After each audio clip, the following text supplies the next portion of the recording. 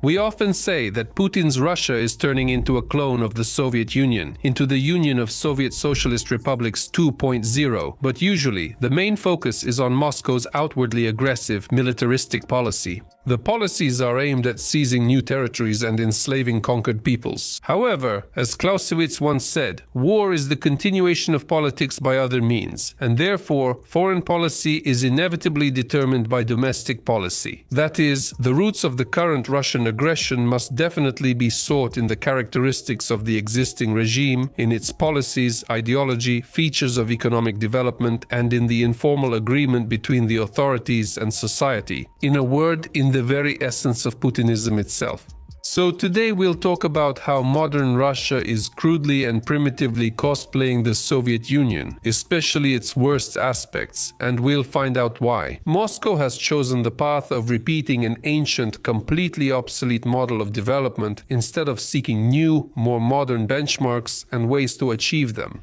For what reasons did Putin and all his Chekist brothers follow the same path as the late Soviet general secretaries, while fully knowing that this road would sooner or later end in a dead end? And of course, we'll also answer the question, how did it happen that the Russian region? How did society allow the restoration of the same model that had proven its failure and outright rottenness just a few decades earlier? Is Russia really doomed to keep stepping on the same rake over and over again? My name is Semyon, and this is the Mega Show television channel. We'll be tackling complex issues of our time, relying on historical facts and objective processes. Let's get started.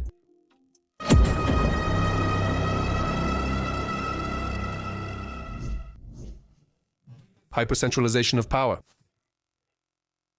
The first thing that stands out when comparing modern Russia and the Union of Soviet Socialist Republics is the dictatorial autocratic model of governance, which does not allow any alternative centers of state control. Except for the sun-like leader and a couple dozen cronies constantly hovering around him, in Brezhnev's time they were called the Politburo of the Central Committee of the Communist Party. Today it's the Security Council of the Russian Federation.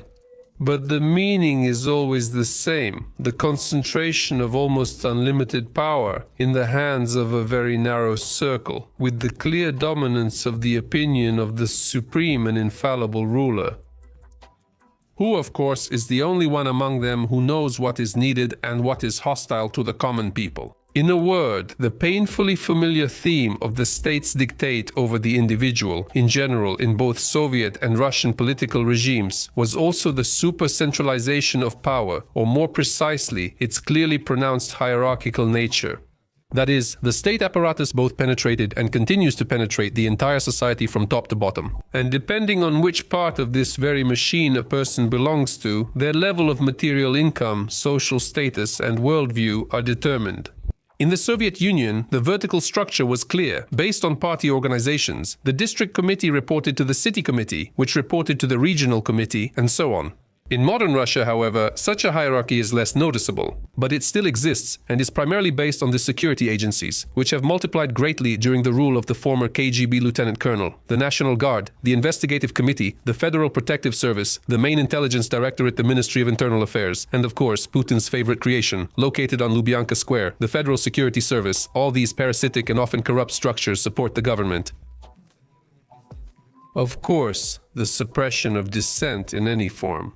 Why did this happen? The answer is quite simple, and it's not just about any Russian ruler's desire to gain absolute power and become a true autocrat. The reason lies in the traditional weakness of those institutions that, in the West over the past centuries, have served as a restraining factor, preventing any kings or presidents from becoming full-fledged tyrants. These are, first and foremost, political institutions. These are parties that are supposed to criticize the authorities, and the parliament, which should serve as a universal platform for expressing such criticism and promoting their own alternative ideas and projects. These are independent mass media and courts, as well as various public organizations and movements that are not controlled by the government apparatus. It is precisely these structures that form civil society, and in turn it prevents the head of state from becoming a tyrant, or even worse, a dictator who can ignore the elite and suddenly announce the start of a special military operation early in the morning. And now let's at least recall what Putin did in the first years of his rule. The former KGB officer quickly took control of all the mass media, effectively creating a unified propaganda structure serving the new regime. The last more or less independent federal channel, NTV, was simply taken away from billionaire Vladimir Gusinsky. This oligarch from the Yeltsin era, after spending a short time in pre-trial detention, decided to sell his media asset for next to nothing and get out to Spain to avoid trouble. In the State Duma, the ruling party United Russia was hastily formed. Opposition parties were pushed to the margins and openly marginalized, and many of their leaders, like Garry Kasparov, were essentially forced into exile abroad. The switch to a proportional electoral system with a high 5% threshold made it impossible for any independent, non-systemic candidate to win. And taking advantage of the tragedy in Beslan, when militants took an entire school hostage, Putin cancelled direct elections for governors, which effectively paralyzed the activities of regional elites and made them more obedient to the Kremlin. The courts, which were extremely corrupt even during the Yeltsin era, quickly integrated into the power vertical to avoid being disbanded and having their activities investigated. As for public institutions, laws on foreign agents, undesirable organizations, and various bans on holding rallies and protests have left only those structures in operation whose loyalty is beyond doubt. And what do we have left in the end? The State Duma, where for almost 20 years now no one has seriously argued about anything, and the people's deputies constantly press buttons for a completely sterile political field, where you can only speak publicly if you are expressing loyalty to the beloved leader. Courts that churn out rulings in batches, according to the well-known and unfortunate law on fakes. And as for Russian media, there's really nothing to say. Goebbels would definitely be proud of them. Ideology and repression.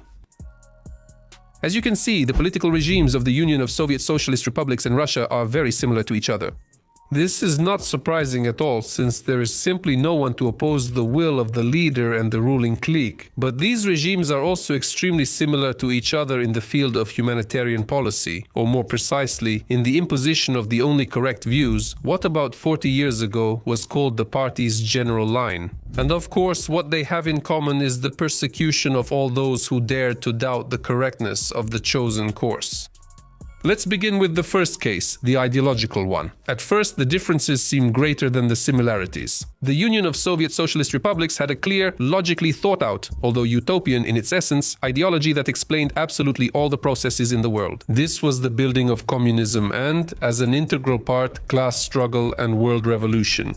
In modern Russia, the ideology is amorphous, it's very vague, and there's a complete absence of an image of a bright future. The focus is on the past, on the victories of grandfathers and great-grandfathers and Mother Russia's former greatness.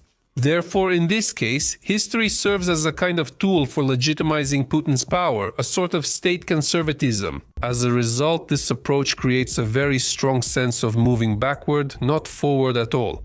However, if you dig deeper, you can see many similar features. First and foremost, this is the creation and glorification of various cults, often completely irrational ones. These include the cult of the wise leader, the cult of victory, the cult of strength, the cult of empire, and the cult of the enemy. We will discuss the last one separately. Less obviously, but still systematically, society is instilled with the need for obedience and submission to authority.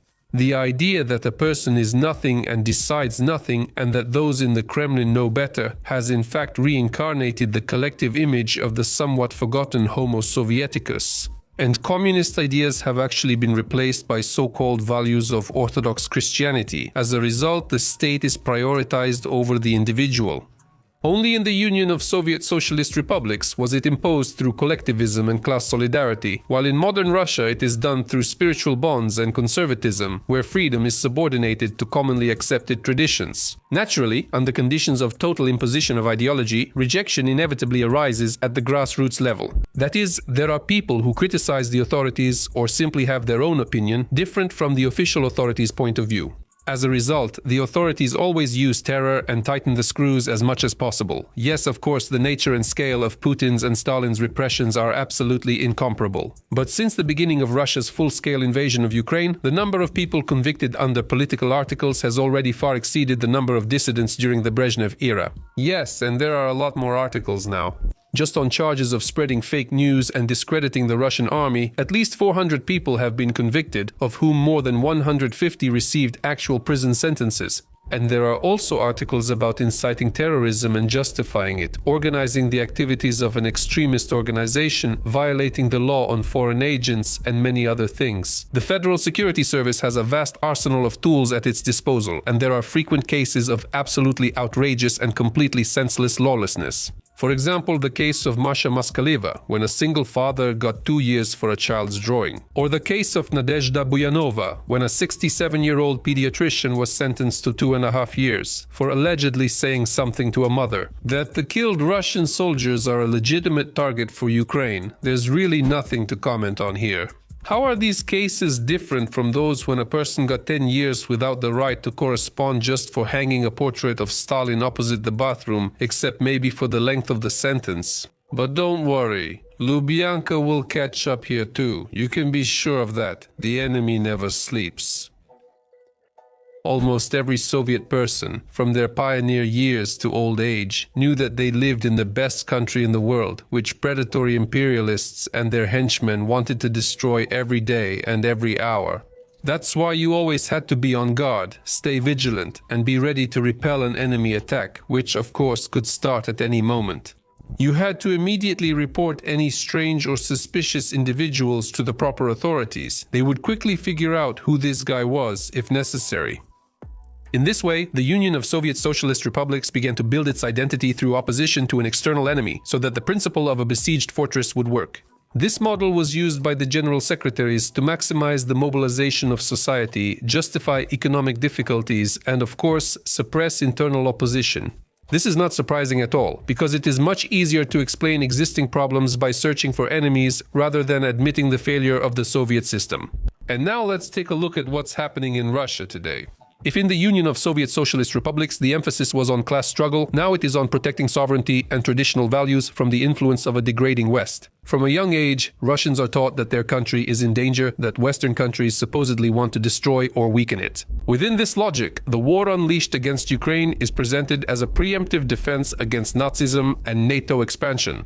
Putin has emphasized dozens, if not hundreds of times, that Russia is actually not fighting Ukraine, but the collective West. And the economic difficulties caused by the sanctions are presented not as a consequence of the Kremlin's foreign policy, but as proof that the treacherous West has always wanted to bring Russia to its knees. Based on the approach that everyone around us is an enemy and only we are good, the legitimization of the irremovability of power follows. The logic is as simple as possible. You don't change horses midstream, and if there is no Putin, then Russia will fall. Accordingly, the image of the enemy makes any criticism, even quite objective and constructive, equivalent to betrayal. Just remember how Kremlin propagandists started using the cliché from Hitler's Germany, national traitors. So, it's not that long until the well-forgotten term enemy of the people comes back. Total militarization. Well, since the enemy never sleeps and only dreams of wiping poor Russia off the face of the earth, then it means we not only have to fight the fifth column inside the country, but also strengthen our defenses along the perimeter, turning the state into a real fortress. And once again, the experience so beloved by the Soviets was used, the same principle of guns instead of butter, or better to go without pants than without tanks. In the 1980s, military spending accounted for, according to various estimates, between 15 and 25% of the Union of Soviet Socialist Republics is gross domestic product. Up to 70% of production was in one way or another tied to the defense industry. That's why it's not surprising that the best personnel, scarce materials, and advanced technologies, most of which were stolen or bought from the capitalists, were forcibly redirected to meet the needs of the military-industrial complex. At this time, the civilian sector, especially the light and food industries, suffered chronically from underfunding, resulting in a massive shortage of essential goods. It was this excessive burden on the economy that became one of the main reasons for the collapse of the Soviet economic system and the disintegration of the Soviet Empire overall. In 2025, Russia's direct and hidden military expenditures reached a historic maximum of at least 7% of gross domestic product, which amounts to about 30% of all budget spending. Moreover, under increasing sanctions, the military-industrial complex has become the main driver of growth in Russian industry. Factories are operating in 3 shifts, and salaries in the military sector are artificially inflated to attract competent specialists from the business sector. At the same time, a number of amendments have been made to the current legislation, allowing the government to force private entrepreneurs to fulfill defense orders at the expense of their own interests, as well as unilaterally change working conditions, for example, cancel vacations and force employees to work overtime. But the financial aspect of the issue is only half the problem. Russia has followed in the Soviet footsteps when it comes to preparing human resources and getting ready for war. Naturally, and first of all, this concerns the youth. Previously, this meant requirements for health, passing the ready for labor and defense standards, becoming a Voroshilov sharpshooter, jumping from parachute towers, or participating in the nationwide Tsarnitsa game at pioneer camps. Now, it's the Yunarmia, which has at least 1 million underage boys in its ranks. It's almost ready cannon fodder, a real reincarnation of the Hitler Youth. All that's left is to wait until they turn 18 and sign a contract somewhere on the spot. Plus, there's intensified brainwashing in schools and other educational institutions. This also includes the so-called important conversations that are held in the format of homeroom sessions. During these sessions, they talk about the so-called heroes of the special military operation and promote traditional values that are said to oppose Western decline. Plus, there's the standard cult of victory and the need for loyalty to the leader. This Soviet-style upbringing does not prepare proactive modern citizens with critical thinking skills. It's like a garrison of besieged fortresses, whose only duty is to obey orders from above and not ask unnecessary questions. Overall, I want to point out that hypertrophied militarization on such a scale is always a one-way ticket. When a state restructures all its institutions for war, it becomes completely incapable of peaceful development, because any decrease in the level of aggression will inevitably be perceived by such a system as a direct threat to its existence. A giant gas station. However, no matter how aggressive and militarized the regime is, it is powerless to do anything if it does not have the necessary resources to carry out its plans. Take, for example, North Korea. No matter how much the Kim trio, grandfather, father, and grandson threaten, it is impossible to wipe the world to dust without having the economic means to do so. That's why for the past 70+ years, things haven't gone beyond threats and various border provocations. They never went further because they simply didn't have the guts. However, both the Union of Soviet Socialist Republics and Russia have been incredibly more fortunate. With such a vast territory at their disposal, there were more than enough natural resources to meet the needs of both the Soviet and the modern Russian economy. And really, why bother creating something innovative and high-tech when you can just extract resources from the ground, ship them abroad, and make a lot of money? And you can always buy high technology, or in the worst case, just steal it from some other country. The only difference is what exactly you sell to the capitalists. Under Stalin, it was grain, ore, and timber, while under Putin, the priority is given to oil and gas. That's why, at one time, the late American senator and staunch anti-communist John McCain directly called Russia a giant gas station that only tries to be a state. This phrase perfectly reflects the economic model of both the Union of Soviet Socialist Republics and its historical successor. This is a classic example of the phenomenon known in economics as the resource curse, when large reserves of natural resources actually hinder a country's technological development and, in the long run, doom it to backwardness. And in this regard, Putin's Russia is almost completely repeating the path of the Union of Soviet Socialist Republics instead of the necessary diversification of the economy. The dollars earned from gas and oil have been and are still being spent primarily on enabling opportunities for aggressive policies. And only what's left goes to maintaining at least some semblance of social stability and an acceptable standard of living for the majority of the population. The share of oil and gas revenues in the federal budget has ranged from 30 to 50% in different years. This creates a fairly effective imitation of state prosperity, while the real production sector is degrading. The only thing that has fundamentally changed over the past decades is the market for raw materials. If in the 70s and 80s oil and gas were pumped through pipelines to Western Europe, today the main buyers are India, China, Turkey, and Malaysia. Although, let's be honest here. Despite the sanctions, many Western businessmen don't hesitate to buy Russian energy resources. Just remember the scandal in 2023 when it turned out that diesel fuel made from sanctioned Russian oil at a Greek refinery in Corinth was later used to refuel American aircraft carriers in the Mediterranean Sea. And there aren't just a few such cases. There are plenty. You can write about them in the comments yourself. However, in all this oil and gas power, there is one weak spot, as you might have guessed. It's the global prices for raw materials, and that's not for nothing. At one time, the talented economist and underrated reformer Yegor Gaidar directly stated that the Union of Soviet Socialist Republics collapsed precisely because of the drop in oil prices. He explained his theory in detail in his book, The Collapse of an Empire: Lessons for Modern Russia. The rise in oil prices after the 1973 crisis gave the Kremlin a false sense of omnipotence. This led to an escalation of the Cold War, increased support for pro-Soviet regimes around the world, and ultimately to the invasion of Afghanistan in 1979. But as soon as Saudi Arabia and other Arab countries sharply increased production and prices plummeted from $35 to $10 per barrel, the giant gas station went bankrupt rather quickly. It turned out that without stable oil revenues, the Soviet state machine was unable to feed its own citizens and carry out its ambitious plans to spread communism around the world. Similar processes are happening now, and yes, thanks to the shift from the European to the Asian market, Russia is still managing to make ends meet for now. And with the foreign currency earnings received, which by the way are quite substantial, they are able to finance the continuation of aggression against Ukraine while simultaneously maintaining internal economic stability. Perspective: there don't seem to be any problems to worry about. Pensions are paid regularly, salaries are even rising, especially if you work at a military factory. Stores are packed with goods for every taste and color, but that's nothing more than an illusion. Just take Russia's budget for 2026, for example. It's based on a price of $59 per barrel. However, due to United States sanctions and a global decline in demand, oil is currently being sold in the range of $33 to $35, and so far there are no signs of prices going up. So in the very near future, the Kremlin will have to tighten its belt a lot. Not for themselves, of course, but for ordinary people. Why spoil them? And who in Russia has a good life anyway, right? Do Russians really like living this way? Of course, any modern, more or less reasonable person, after hearing something like that, will inevitably have a simple thought come to mind.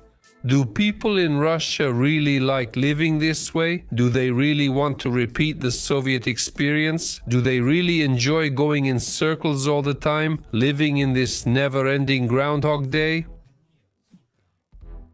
Of course, we could give a simpler answer and say that Russians are absolutely incorrigible and flawed by nature, that their mentality includes a craving for a strong hand and unquestioning obedience to authority, and really, obedience to anyone who is strong, anyone who bears their fangs. Of course, you could call all the people of Russia completely crazy and incapable of embracing the values of freedom, justice, and equality. Of course, you could say all that, but I won't do it. Because our channel is intended for intelligent people who not only have brains, but also know how to use them. So let's figure out this extremely complex issue, relying solely on concrete facts and scientific knowledge. To begin with, we can cite a rather similar historical example. After the end of World War II, among many Western historians, political scientists, and sociologists, the theory that it was absolutely impossible to build a stable democracy in Germany for a long time was extremely popular.